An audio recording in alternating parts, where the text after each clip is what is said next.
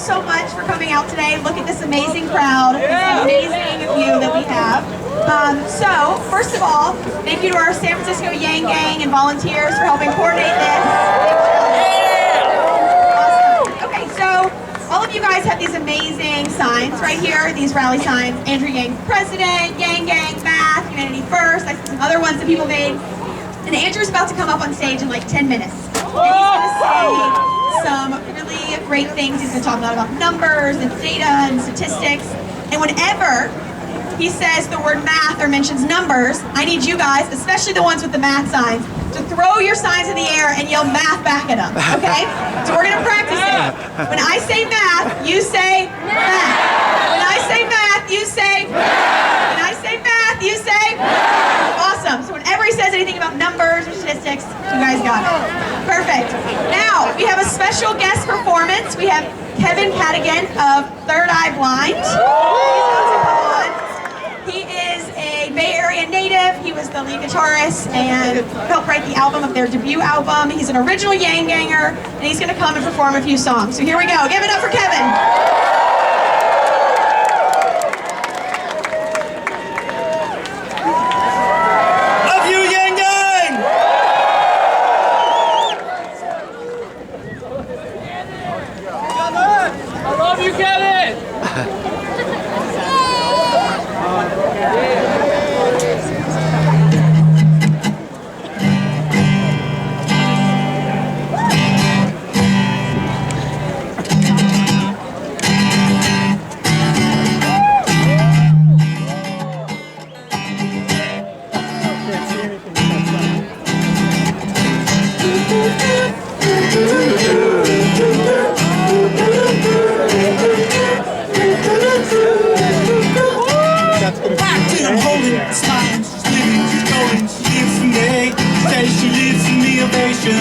Her own motivation, she goes round, she goes down on me, and I make you smile like a drug for you.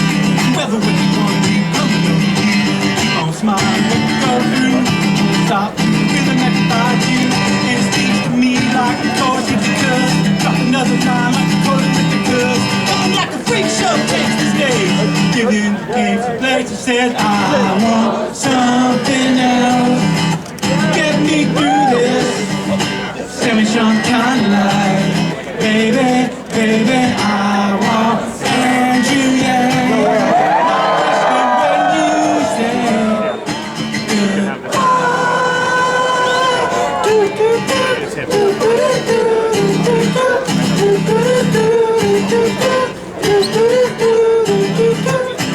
the sky was gold, stones I was taking sips over through my nose. I wish you could get back there someplace back there. Yeah. Sign is what? Oh yeah. So just go down to the top, tick-tock rhythm, put it on and bump. Took the hit that I was giving, then I bump again, then I bump again. How do I get back there to you? Where out there, beside you? How do I get myself back to you? He said, I want something else. Get me through this. Tell me some kind of life, baby, baby, I want Andrew Yang. When you say goodbye, I believe in the sand between my toes. Beach gives a feeling, earth the feeling. I believe in faith that grows. The 4 high chords make me cry. When I'm with you, I feel like I can die, and that would be alright, alright. When the plane came in, she said she was crashing. Felt it blink in the city, we tripped on the dust to feel alive. Now I'm struggling to survive. Hey, you were wearing that velvet dress. Your 3 stays the dust confessed. Little red pennies, they passed the test. Around the belly, face down on the mattress, one broken, you were broken. All that I wanna do, just to kneel down, feel myself hanging on the ground. I'm scared, I'm not coming down. No. She's got the Georgetown locked down in a smile.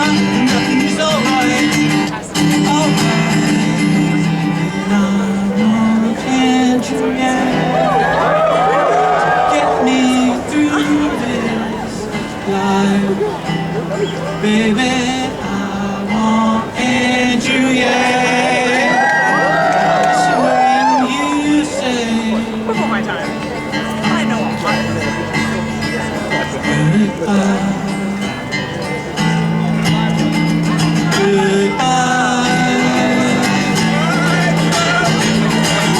goodbye, Yeah, I have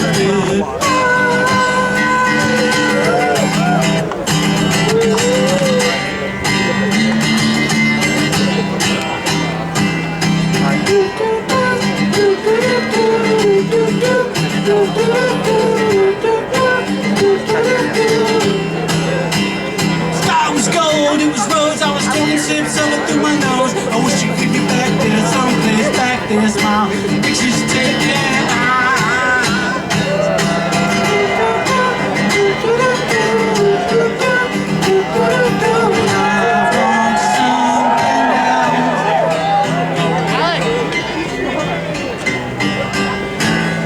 Gang 2020!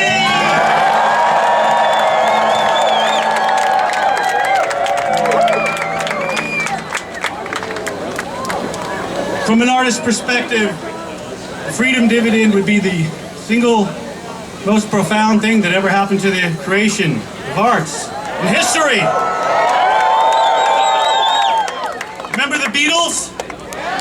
We would have the Beatles created right here in America every year. I guarantee it.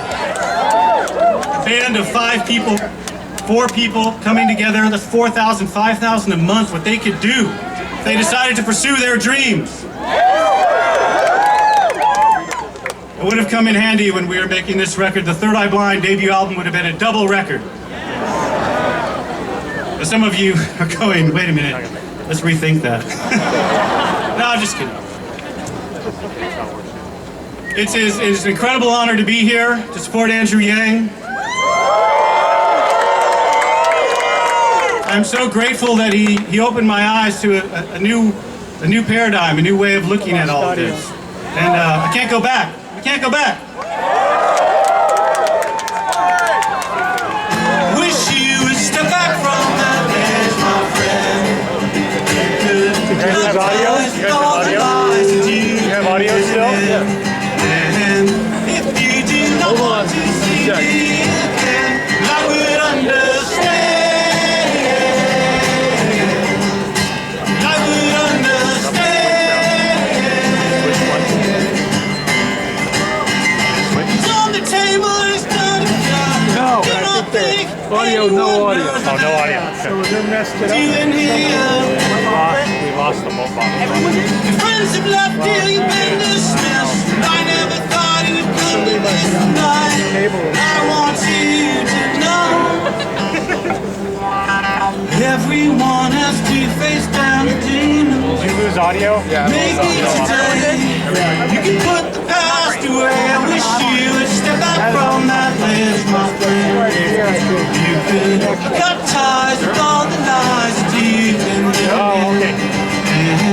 If you do not want to see me again, I would understand. Sing with me. I would understand.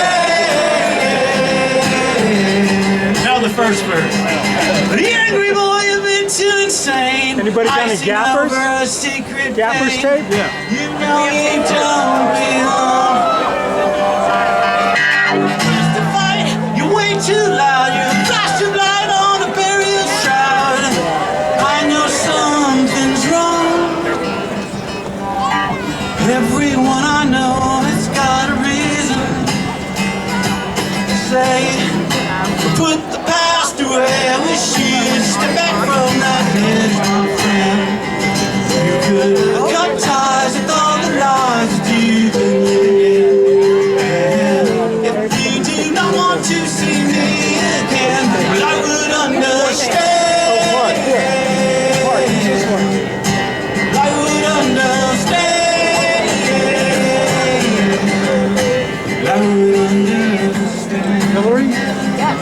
Can you ask the people who are sitting on the riser not to make a lot of movement? Just ask them to get off. That's up to you.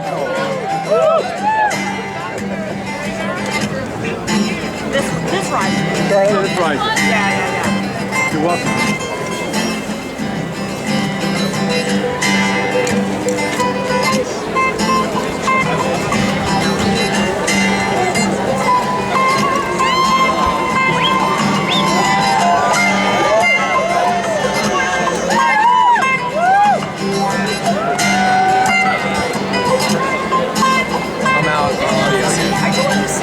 Audio's out. Audio's out. Oh, you just have the cameras sitting in front of us. there. Sorry about that. We just want to make sure we get good shots. We got that. Did the canary in the coal mine. I'll let you know if it cuts. It's back now. Thank you.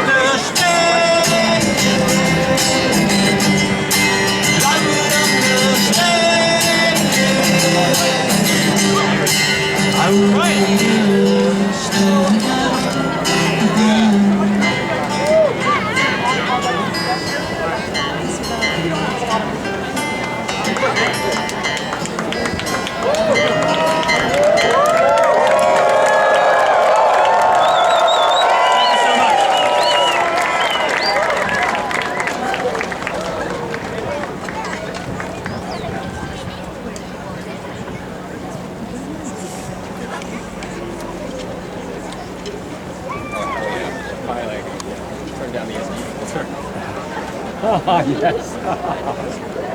No more sun. That's so much better. In a moment, I can take off my lenses. Thank you. I had to find a charger. All right, so I was so inspired by Andrew Yang's awesomeness that I decided to write a song. So I'll debut it right now.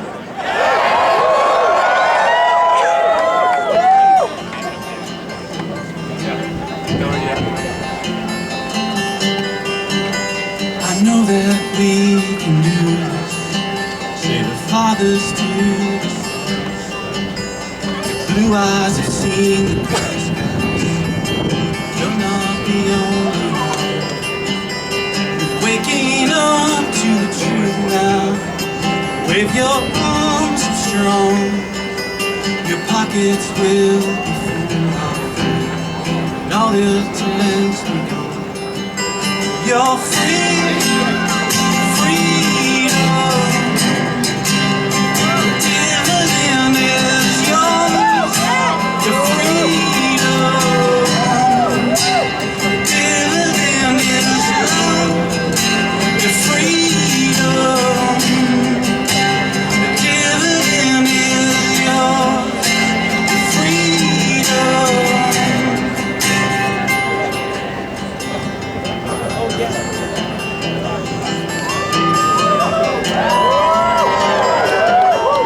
Powers won't just fight, but our differences are none. By dividing everyone, waking up to the truth now. Wave your arms are strong. Pockets will be full, my friend, and we will carry on. It's all free, freedom.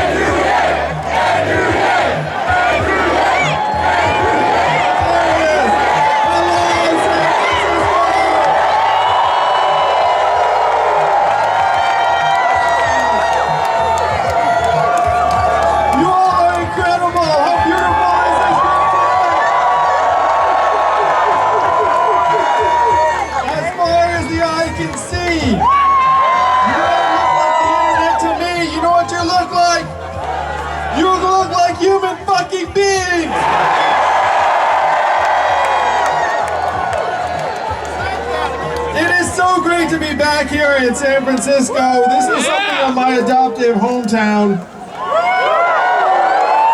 My parents met at UC Berkeley. So you can say I owe my entire existence to the Bay Area. They met at Berkeley, and my brother is named after the Lawrence Observatory. So we used to joke that my parents must have had a good time at that observatory. My parents wanted to stay here because who wouldn't, honestly? Can you imagine immigrating from Asia, landing in the Bay Area of Berkeley? Of course you'd want to stay. But my dad ended up getting a job at GE in Schenectady, New York, where I was born. So I was born in upstate New York. That's one reason why I always feel a kinship, like a homecoming here, because my brother was born here, my parents met here, and I spent a lot of time here over the last number of years. You all represent the future of this country. So the question is, how are we going to make this a future we're actually excited about? And we have some ideas, do we not, Yang Gang? We have a lot of ideas as to how we can make this a future worth getting excited about. But first we have to start digging into the problems and explain to the rest of the country what the heck is happening. Why the heck is Donald Trump our president today? If you turned on cable news today, why would you think that that man is our president?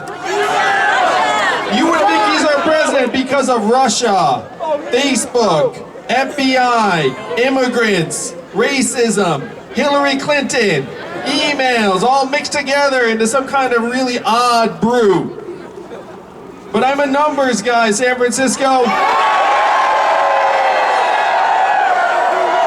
the numbers tell a very clear and distinct story that the reason why Donald Trump won in 2016 is this: that we'd automated away 4 million manufacturing jobs, most of which were based in Michigan, Ohio, Pennsylvania, Wisconsin, Missouri, and Iowa, all the swing states that Donald Trump needed to win and did win.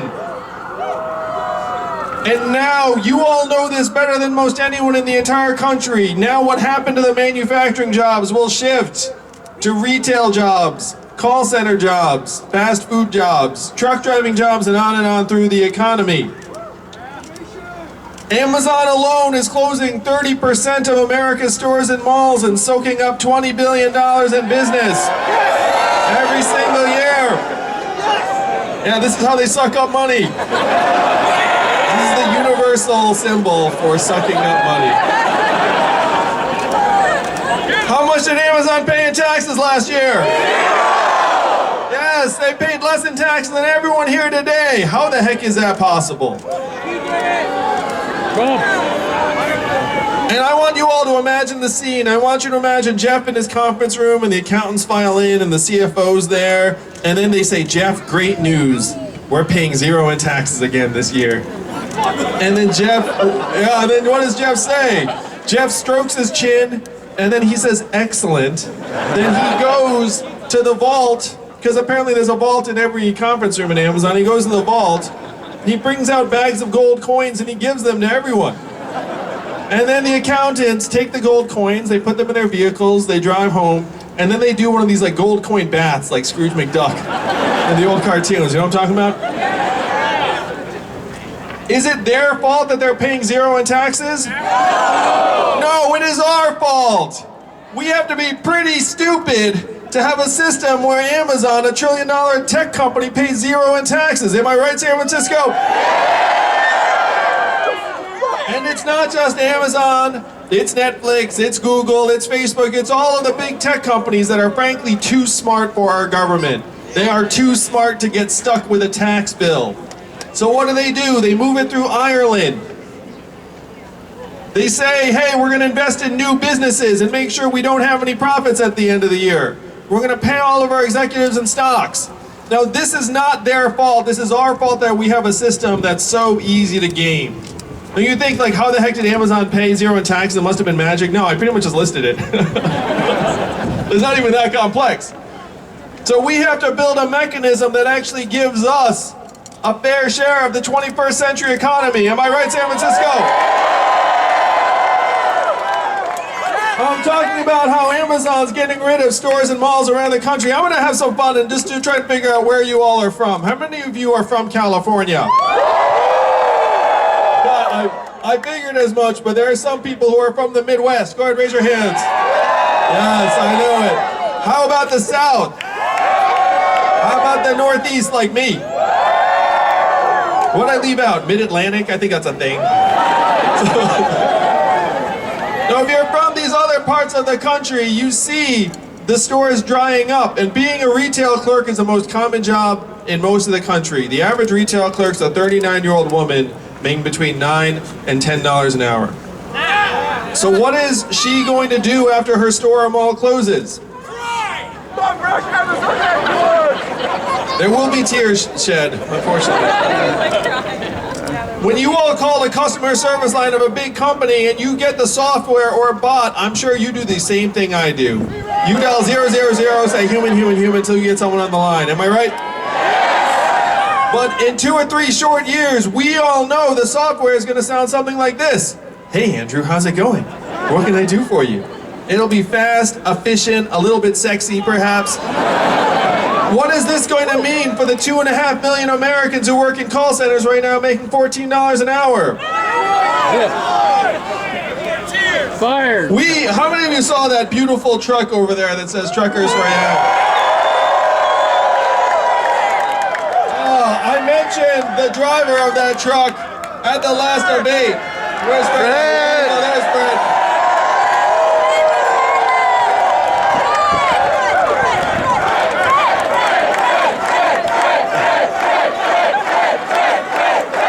For the man, Andrew, no one can stop him. He's the greatest human being of all time.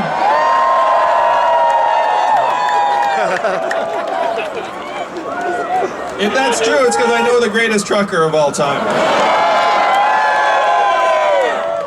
So Fred knows that being a trucker is the backbone of so many communities around the country. It's the most common job in 29 states.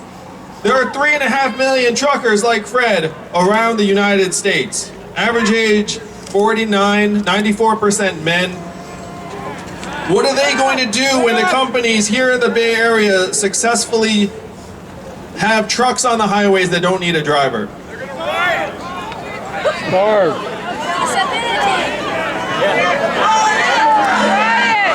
Oh, yeah, that's exactly what we have to prevent from happening, San Francisco. That's right.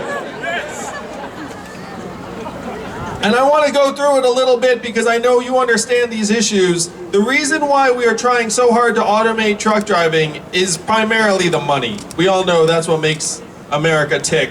$168 billion a year in potential cost savings if they can automate away Fred and the 3.5 million truckers around the country.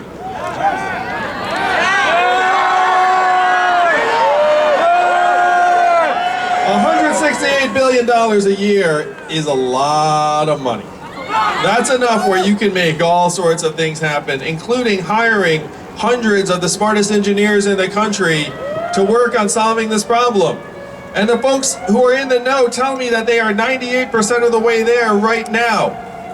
Now that sounds very high, but you can't have semi-trucks smashing into things 2% of the time. That's problematic. But the robot trucks are on the highways right now in Arizona, and UPS just invested. We're looking at 5 to 10 years before they start hitting the highways in earnest. And only 13% of the truckers, like Fred, are in unions.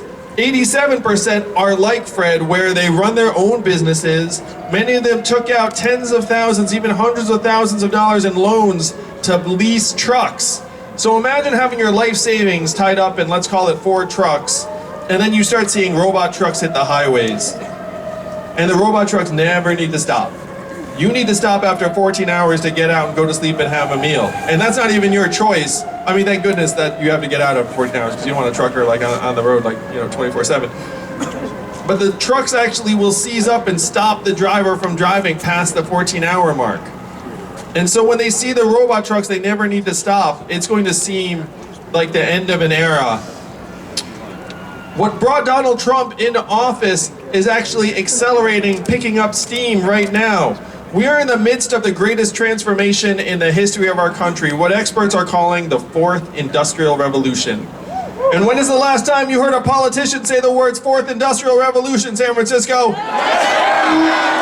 Just now, that's right. And I am barely a politician.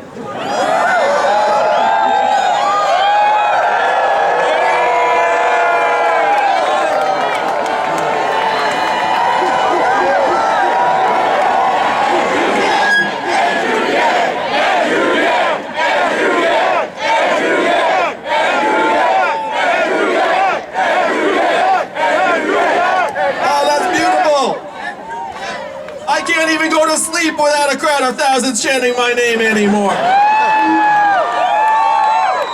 I have to say, one reason why it feels like such a homecoming when I come back here is our first big raucous rally of thousands was right here in San Francisco.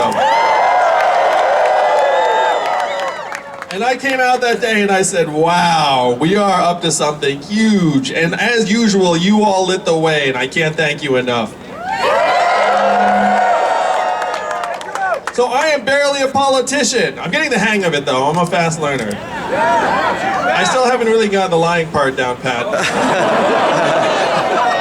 My wife and I laugh about me becoming a politician. She's like, you would be the shittiest politician of all time. Because you have the worst poker face.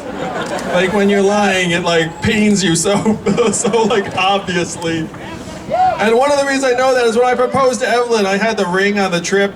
And I was like, I'd make the shittiest secret agent of all time, because I had this thing, and it felt like it was like burning a hole in my pocket. It was like this. Anyway. My first move was not to run for president. My first move was to go to our leaders in Washington, D.C. and say, hey, we are scapegoating immigrants for problems that immigrants have nothing to do with. What are we going to do to let our country know that this is not immigrants, this is technology and automation, and how can we help us all manage the Fourth Industrial Revolution? And what do you think the folks in DC said to me when I asked, what are we going to do? Don't talk about it! Number one, we cannot talk about that. That was verbatim from some guy. Number two, we should study that. And number three, we must educate and retrain all Americans for the jobs of the future. Only a Yang Gang rally would boo that shit. But you're totally right to boo it, because it's total nonsense. And I know because I looked at the numbers, San Francisco.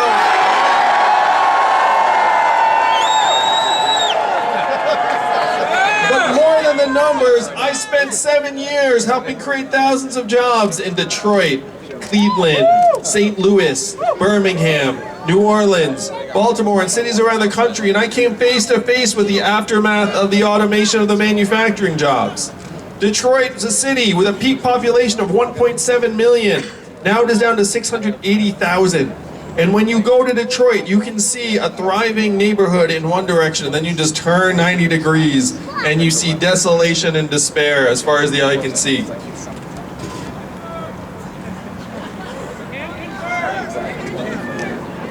Confirmed, he said. So I saw the aftermath, and when I looked at the numbers, I saw that government-funded retraining programs had a success rate of 0 to 15%. That's a total fail by any measurement, no matter what the curve is. You'd be like, yeah, I did 15%. That's not an A. That's an F. And when I said that to the folks in DC, you know what they said to me? They said, I guess we'll get better at it.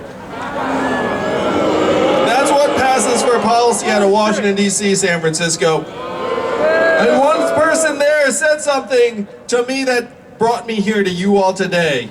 He said, Andrew, no one in this town is going to do anything about this, because this is not a town of leaders, this is a town of followers. And the only way we will do anything about it here in DC is if you create a wave in other parts of the country and bring that wave crashing down on our heads. And that is why I'm here with you today. We are the wave. You are the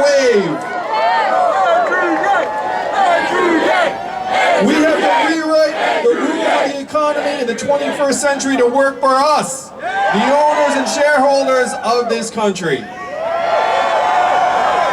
I said to that man, I will be back. That's like Arnold Canadian, I'll be like, I'll be back. And he was like, sure you will. Oh man, now he's seeing it. Now he's seeing it. He turns on his TV and is like, holy cow. That guy really is coming back. So the question is, what are we gonna come back with for this wave? What is the vision that we need to take to the rest of the country as quickly as possible?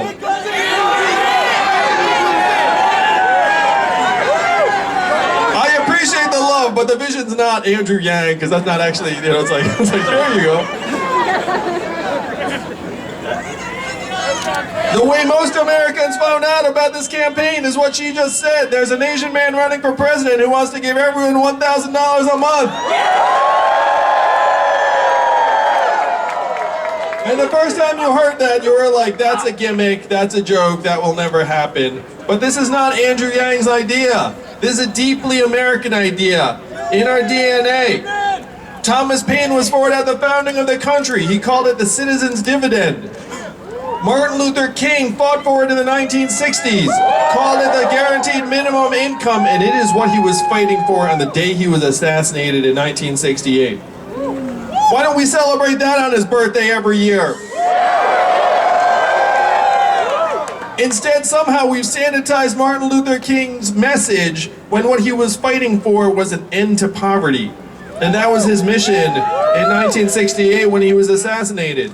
But he was not alone. 1,000 economists endorsed a minimum income, including Milton Friedman. It was so mainstream that it passed the U.S. House of Representatives in 1971. 3 years after Martin Luther King gets assassinated, it goes in front of the Congress and passes the House twice.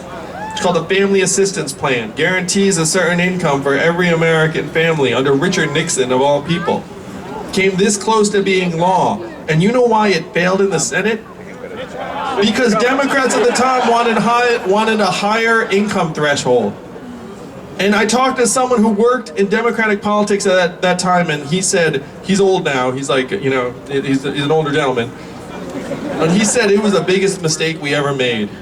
He said we should have just taken that deal, and then every American family would have had a guaranteed income floor from 1971 until today. Can you imagine how that would have changed the course of history? That would have changed the lives of hundreds of millions of Americans from then to now. And then 11 years later, one state passed a dividend where now everyone in that state gets between $1,000 and $2,000 a year, no questions asked. And what state is that? Alaska! And how does Alaska pay for it? Oil! And what is the oil of the 21st century, San Francisco? Technology, that's right. AI, marijuana. It's not AI and marijuana, though I do like me some marijuana. Not really on a personal consumption level, but just on a societal level. We need to legalize weed as quickly as possible.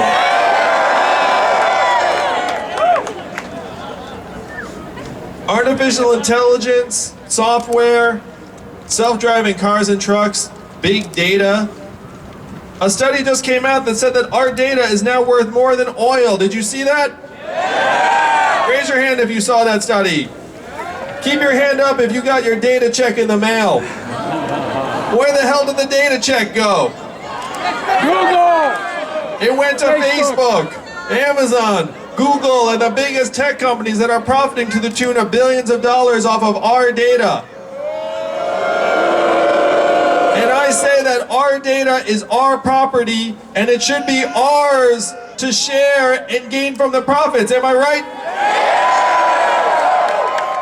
And you all understand the set of issues more than just about anyone in the country. We made a trade with the tech companies, and we said, hey, take it, it's yours. None of us actually read that crazy boilerplate. We just say, I agree, I agree. It's just like dialing 000. It's like, I agree, I agree. And then you hope for the best. And what happens is that the big tech companies now sell and resell and repackage our data over and over again. We're none the wiser. We don't know what's happening. We don't know how much money they're making off it. And then every once in a while you see that Yahoo got breached or someone else got breached. And then what do we all think? Oh, do I have to change my password? That's what we all think, right? This is the way we interact with our data now. It's happening behind the scenes, but I talk to people on the inside, and sometimes our data is worth thousands of dollars per user, and we're seeing not a dime of it. And this is not just an economic injustice, this is actually something fundamental to humanity. There was a woman here in the Bay Area that told me that we're being deprived of our data dignity. It started out as a trade of convenience, but now it is becoming something much more profound. It's becoming that we are losing our very agency. That we go and we interact with the world in a particular way, and then we're bombarded with messages from tech companies that in some ways know us better than our family members know us. You know, and then you think you're going down a particular direction, but you're getting like bombarded with all of these messages that are helping drive you in that direction. And over a massive population of millions of people, this controls the course of history. We have to take our data back for the future of humanity. And sometimes when I talk to people about this, I get some of the dumbest objections. Where they're like, hey, if the data is ours and the tech companies have to pay us all, how would they actually like administer that? Isn't that complex? And I'm like, are you kidding me? You know, it's like, let's say it was in reverse, that we had to pay the tech company. Would anyone be complaining about the complexity? Would anyone be like, oh, it's too hard for us to like bust out our credit cards and like give it to the company? You know, of course not. But when it's the money coming our way, it's like, oh no, too complicated. So dumb.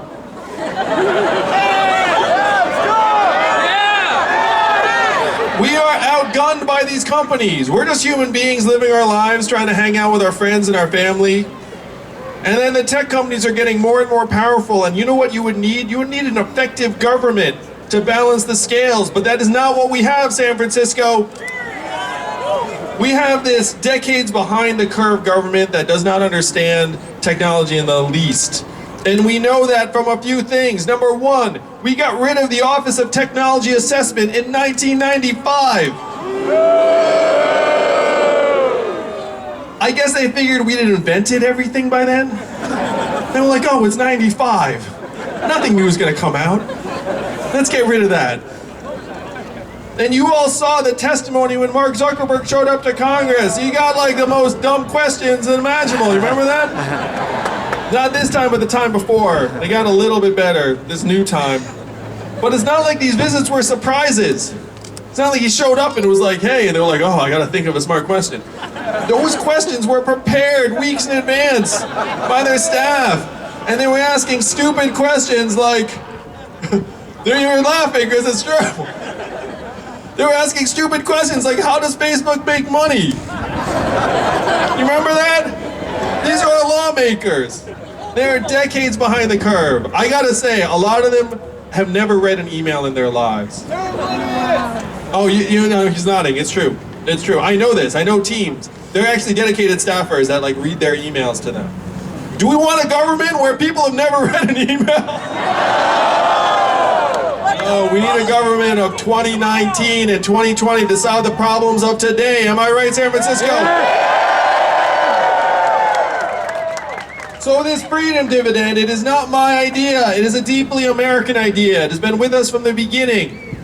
In Alaska, they call this the oil check, and they love it. We're going to call this the tech check, and all of America's going to love it. Because in real life, after I'm president and we all have this dividend in our accounts, how will we spend the money in real life? Where will it go?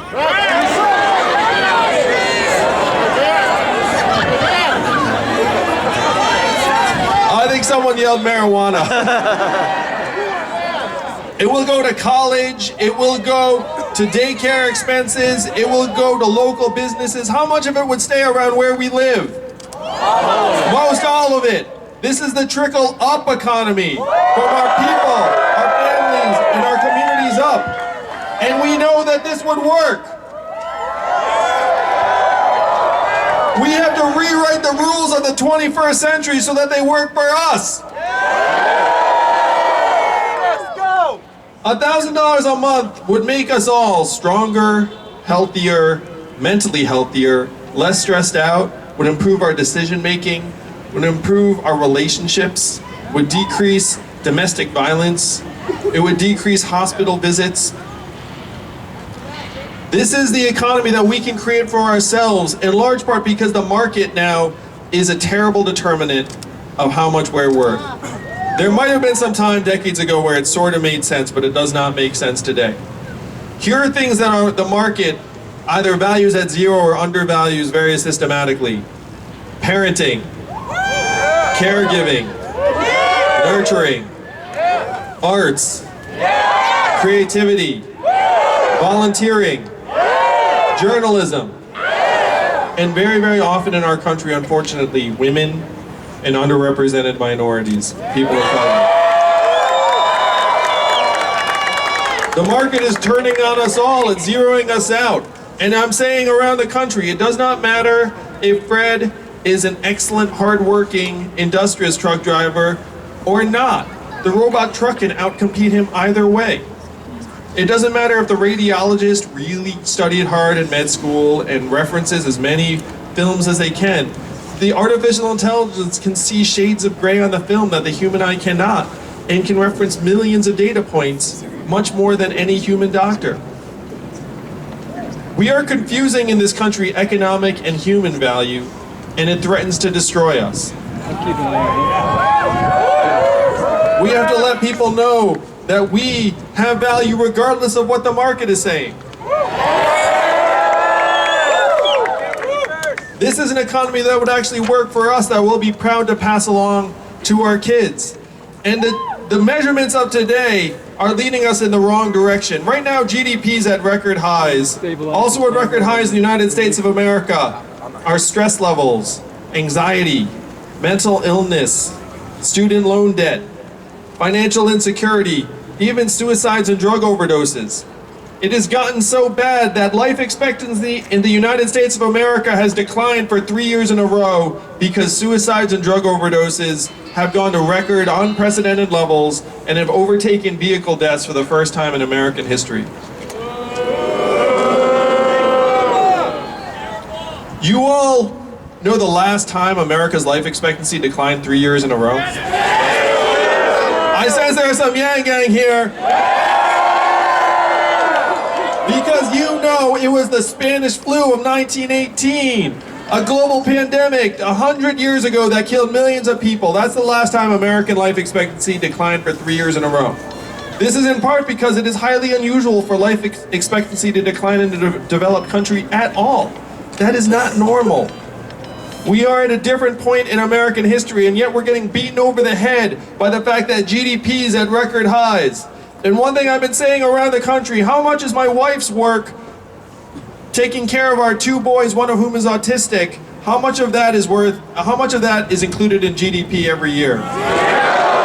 Zero, and we know that is the opposite of the truth. Am I right, San Francisco? And I'm very happy to say Evelyn is going to be hitting the trail with me starting next week in Iowa.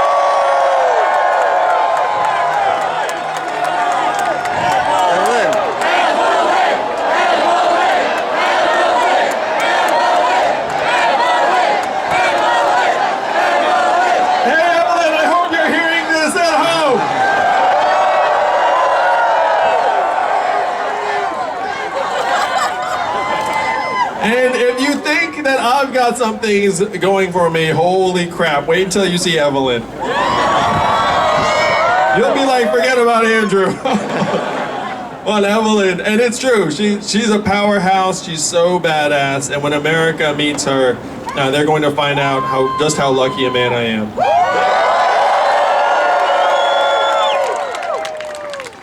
And I know that her work is among the most challenging and vital work being done at any point in the economy, certainly more valuable than the work of the average hedge fund manager or management consultant, or like I was for 5 unhappy months, a corporate lawyer. No offense to any lawyers here, it's cool, I get it. But I used to call my old law firm a temple to the squandering of human potential. It's true. Because you had some very, very bright people doing some really shitty work. So if GDP's at record highs, and our life expectancy is heading the other direction, I would suggest to you all that maybe GDP doesn't get it right. Instead of GDP, we should be measuring how we are doing. Things like our own health and life expectancy. How about our own mental health and freedom from substance abuse? How about childhood success rates? How about proportion of elderly Americans who can retire with dignity? How about clean air and clean water? These are the true measurements of progress in the 21st century. And as your president, I will be thrilled to tear up GDP and say this is 100 years old, it is out of date, and we are going to modernize to a scorecard that includes the things that are important to us. And then I'll present the real measurements to you all every year at the State of the Union. I'll be the first president to use a PowerPoint deck in the State of the Union.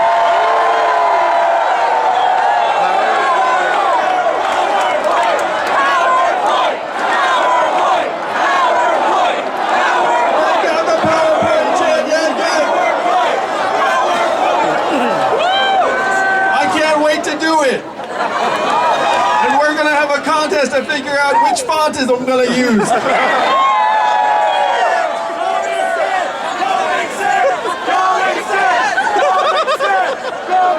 while I'm on the topic, we have to fight climate change yesterday. And we see what's going on right here in the Bay Area. You have rolling blackouts because of rampant wildfires.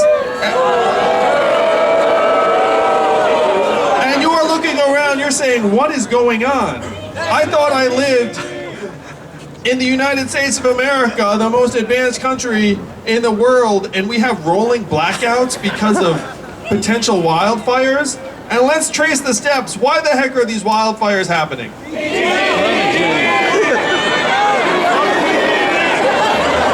It's true, there are 4 words, PG&E. I think those are technically words. A letter's a word, actually, if you do it like that. But PG&E is an emblem.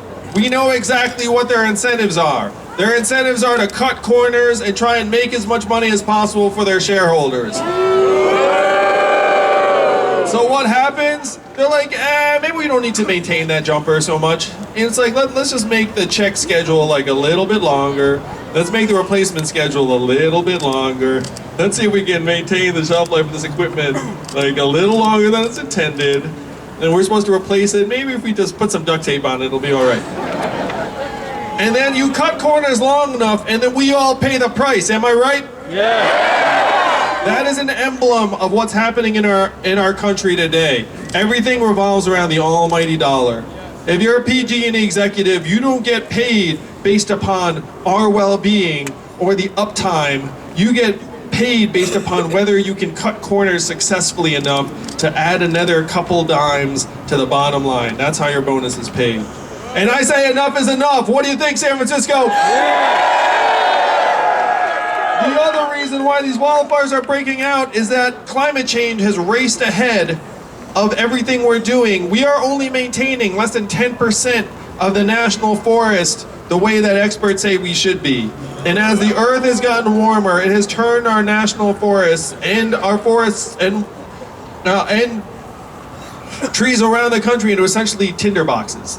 Essentially wildfires waiting to happen. Now this might not sound sexy, but I'm proposing we quintuple the U.S. Forest Service so that we can actually maintain our forests. This is 2019 and you see the needs are shooting up, but then does our government follow suit? No, of course not. They're like, oh, what did we do last year? Let's do that again this year. It just keeps on going and then the needs just shoot on up. So as president, I say we actually modernize the way we manage our forests. And you know we could do so much more in terms of certainly manpower on the ground, but also technology, heat sensors, drones with fire retardant materials. Like we need to essentially stick technology on our forests in a way that would keep us safer and make it so that you can live your lives without having to worry about wildfires or rolling blackouts or PG&E and this nonsense. This is an emblem of what's gone wrong in the United States. Our government has failed, capitalism is failing us, and it's up to us to do better. This is the vision that we can take to the rest of the country as quickly as possible. And you're in a very special place here in San Francisco because all of you have friends who ask you what the future is going to look like. You know what I mean? They're like, oh, well, you would know. And sometimes they ask you, it's like, hey, do you live in utopia or dystopia here in San Francisco? Somewhere in between. And you change your mind about that on the regular. You know what I mean? Like you do something, you're like, oh, definitely utopia. Then you're like, oh, definitely dystopia. Like same day. I get it. I've spent time here too. I've lived here for months of the year for the last 6 or 7 years. You all see the future coming, and it is up to you to take the country in a better direction. Now, California's not used to this, but you're going to have a vital role in determining who the next president of the United States is.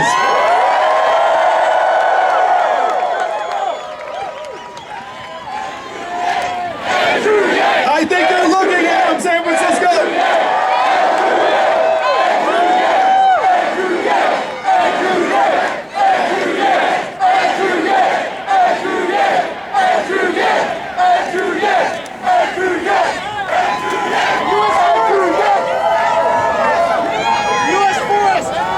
We can compete and win right here in California, am I right?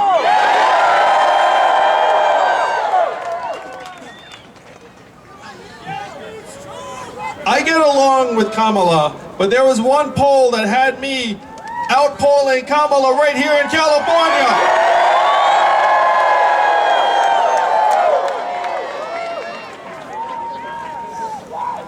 Your voting got moved up. This is very, very new to you, California, because ordinarily by the time it comes to you, the nomination has been decided. So you don't really know what this is like. But this time, you got moved up to Super Tuesday. You're going to be the 5th state to vote.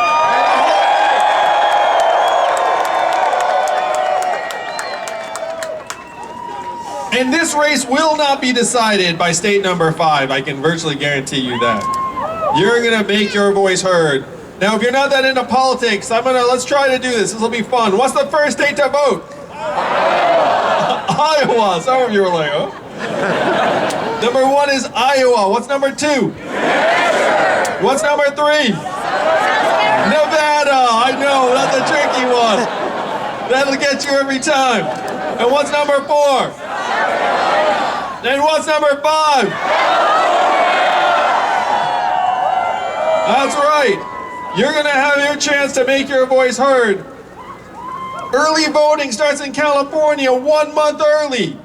So you can actually vote the same time as Iowa. Are you guys going to vote in February for the Yang Gang? Get your votes in early because those votes count just like anyone else's, and then you can invite your friends and say, hey, we've got a month to rack up the vote by the time March 3rd rolls around, Super Tuesday. Like, we could be up to hundreds of thousands of voters before the polls even open on March 3rd. What do you think?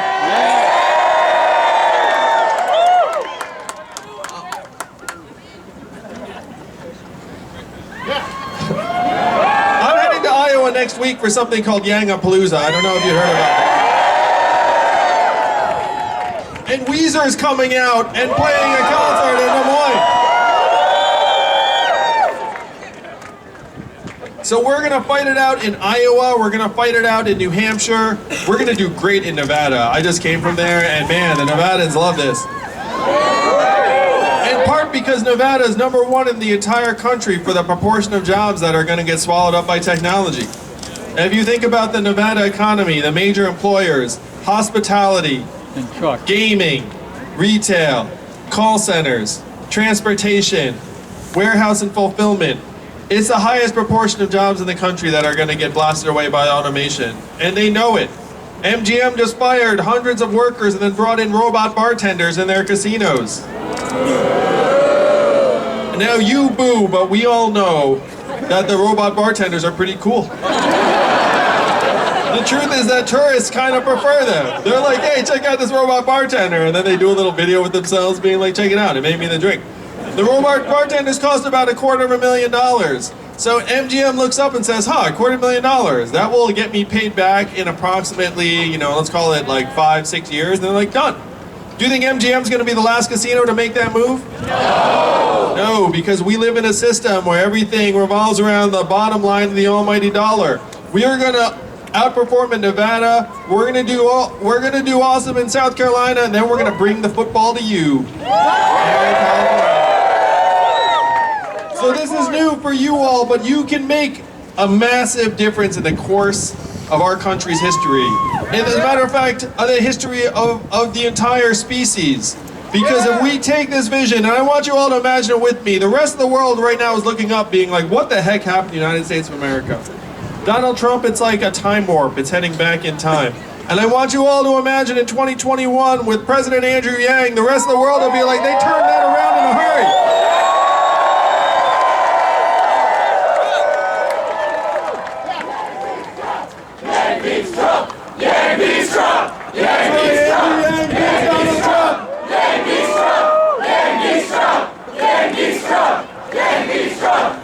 If this is a game of rock, paper, scissors, Donald Trump is a pair of scissors and I am the fucking rock, San Francisco!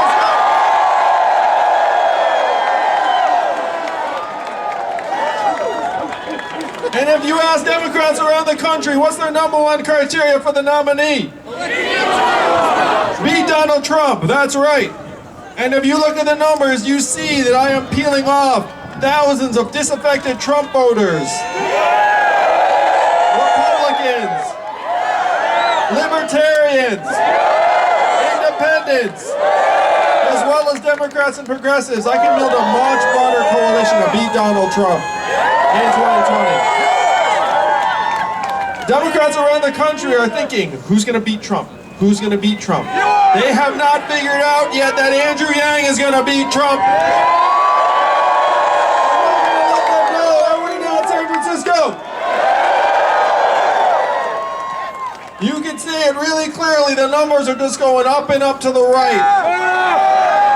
And I want to walk through a little bit of why the polls do not actually measure our true strength as a movement.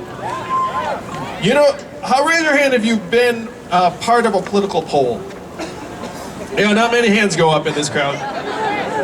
Most people that get polled get called on a landline. You shouldn't really boo landlines. I mean, it's not like, that's like booing like steam engines or something. What's a landline? This young person, exactly. So there are 3 things that have to happen for you to get polled. Number 1, you have a landline. Number 2, you're a registered Democrat, generally in one of the early states. And number 3, you actually have to pick up that landline and have a conversation with a pollster. The Yang Gang and landlines don't really overlap that much. And many of the people that are supporting our campaign are not registered Democrats. I suspect that applies to some of the people here in this crowd today. So the polls, even though they're going up and up, they do not measure our true strength. We are much stronger than the polls suppose. We see it, we feel it. Whenever I go to the early states, people are like, wow, this is a much bigger crowd than they thought. And I was like, I'm done being surprised now. Like now, we go, like, I'm not surprised by anything anymore in this campaign. When America wakes up to the fact that I am as sure a bet as any candidate in the field, we're just going to get stronger and stronger and stronger and then change the course of history and shock the world come February.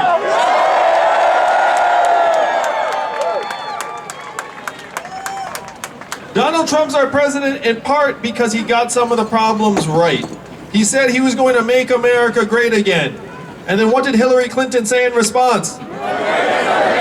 America's already great. Y'all remember that?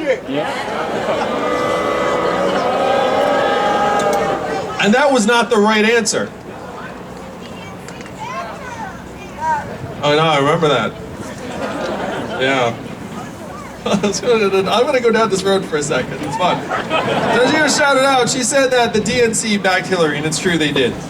There's a chance that Bernie Sanders could have been the nominee last time if the DNC had kneecapped the crap out of him.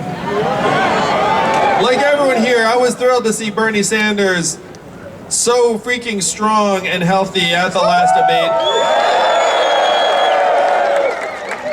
His running for president, you actually hang out with the other candidates in the green rooms and at the fish fry and at the union halls. So we actually have like a bit of like a social circle going. I actually get text messages from some of the other candidates every once in a while. And I text them too. You know, we what do they say? They say very She yelled, can I be your VP?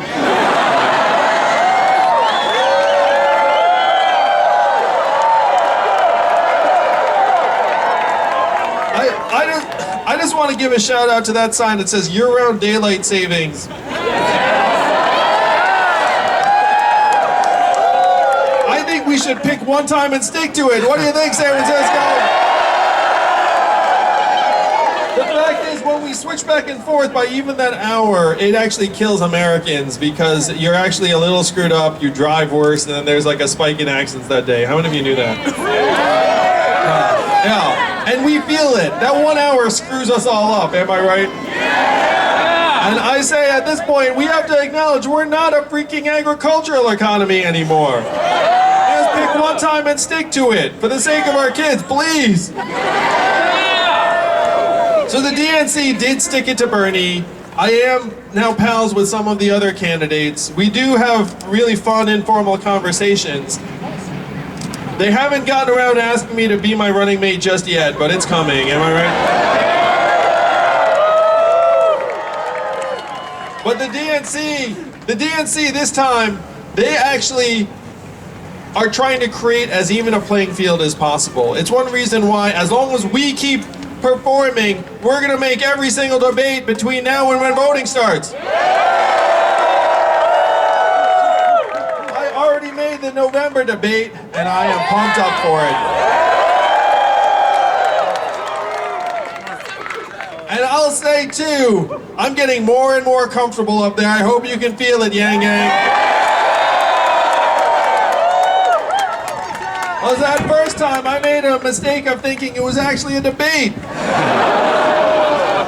And then, what was I thinking indeed? But I'm a fast learner. And now I know exactly what I need to do up there, and I'm going to perform every single time.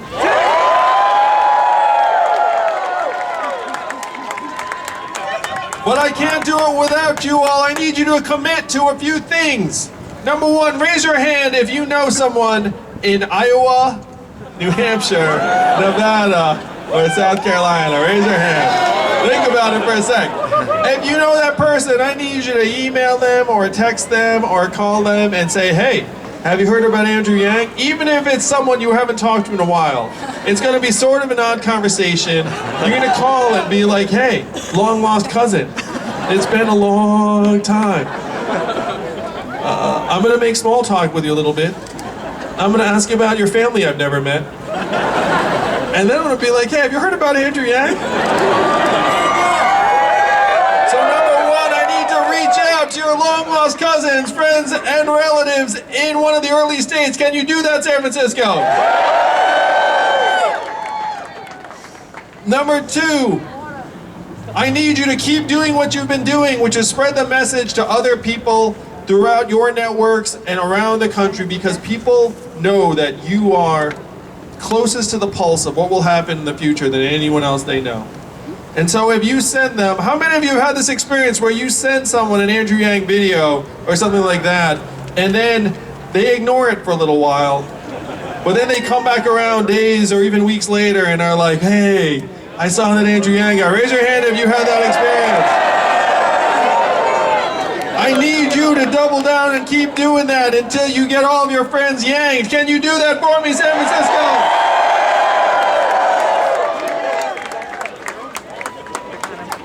And the last thing I need you to do is to ride people and let them know that here in California, you all are going to decide who the next president of the United States is. And you can vote as early as the first week of February, and then we have an entire month to run up the score. So I know you have friends here in California that are not used to participating in either the political process or presidential elections. I need you to let them know that what you do in February and March can change the course of history for our country, for our world. We can build an economy that works for us. We can do what should have been done decades ago on climate change. We can start measuring our mental health as a key element of our country's progress. We can redefine our economy so that it revolves around our health and our values. But this will not be possible without all of you. I need your help, San Francisco. Let's do it. Let's make history together. Donald Trump's our president in part because he got some of the problems right. The issue is that his solutions were the opposite of what we need. His solutions were we're going to build a wall, we're going to turn the clock back, we're going to bring the old jobs back. The country needs us to show a new path. We have to turn the clock forward. We have to accelerate our economy and society as quickly as possible for the 21st century. We have to evolve in how we think about ourselves and our work and our value. And I am the ideal man for that job because the opposite of Donald Trump is an Asian man who likes math. Let's make history, San Francisco. What does math stand for? Make America think harder, that's right. All we do is win, San Francisco. I love you. And I will see you in the White House in 2020.